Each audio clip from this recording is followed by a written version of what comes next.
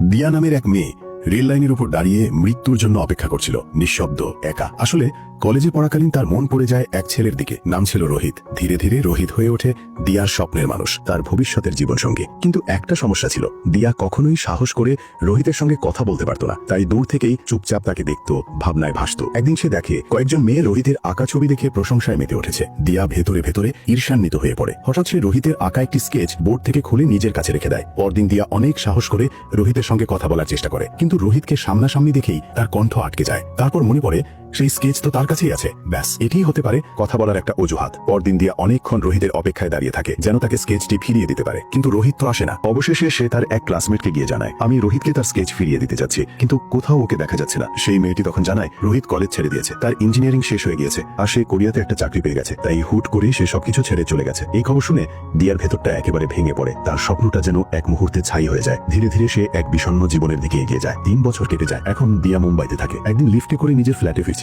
হঠাৎই সামনে রোহিতকে দেখে চমকে ওঠে। তার বুকটা ধুকধুক করতে থাকে। রোহিত অবাক হয়ে জিজ্ঞেস করে, তুমি কি আমাকে কলেজ থেকে চিনো? আমরা তো একই কলেজে পড়তাম। কিন্তু দিয়া চুপ করে থাকে।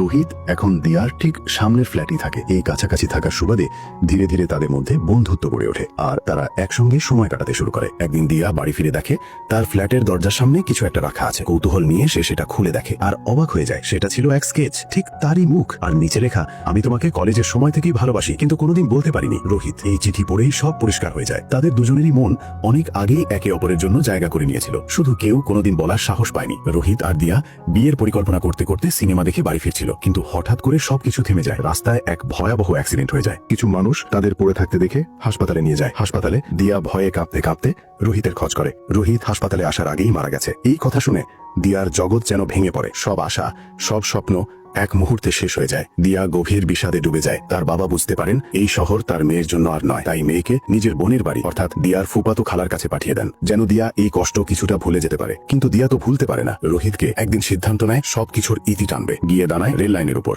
হঠাৎ ভয় পেয়ে যায় দিয়া, একপাশে সরে যায়। ঠিক তখনই ফোন আসে। অপর প্রান্তে একজন ছেলে, নাম আদি। সে বলে, তোমার পার্সটা আমার কাছে আছে, একজন চোর সেটা নিয়ে পালিয়ে যাচ্ছিল, আমি ধরে এনেছি, তোমায় ফেরত দিতে চাই। সে শুধু বলে, রাখো তোমার কাছে, আমার কিছু দরকার নেই, আর ফোনটা কেটে দেয়। এদিকে আদি থাকে তার মায়ের সঙ্গে। তার মা একজন ডাক্তার, গ্রামের একটা কনফারেন্সে যোগ দিতে শহরে এসেছেন। আদি তার মাকে ডাকে লাকি। লাকি ছেলেকে একটা বাইক উপহার দেয়। বাইকটা পেয়ে আদি খুব খুশি হয়। এই আনন্দে সে তার মায়ের জন্য একটা চিরকুট লেখে, খুব ভালোবাসা ভরে। সে সেটা পড়েই শোনাতে চায়, কিন্তু তখনই কেউ এসে পড়ে আর সে চিঠি পড়া বন্ধ করে দেয়। একদিন আদি সিনেমা দেখতে গিয়েছিল, সেখানেই তার আবার দেখা হয়ে যায় দিয়ার সঙ্গে। আদি তখন জানায়, তোমার পার্সটা এখনো আমার কাছেই আছে। এরপর তারা কথায় কথায় হেঁটে চলে আসে এক কবরস্থানে। দিয়াকে দেখিয়ে বলে, দেখো এখানেই থাকে সেই মানুষগুলো যাদের আর কোনো সমস্যা নেই, না কোনো কষ্ট, না কোনো বেদনা। তাই আমাদের উচিত জীবনের সমস্যা থেকে পালিয়ে না গিয়ে সেগুলোর মোকাবেলা করা। এই কথা শুনে দিয়া নিজের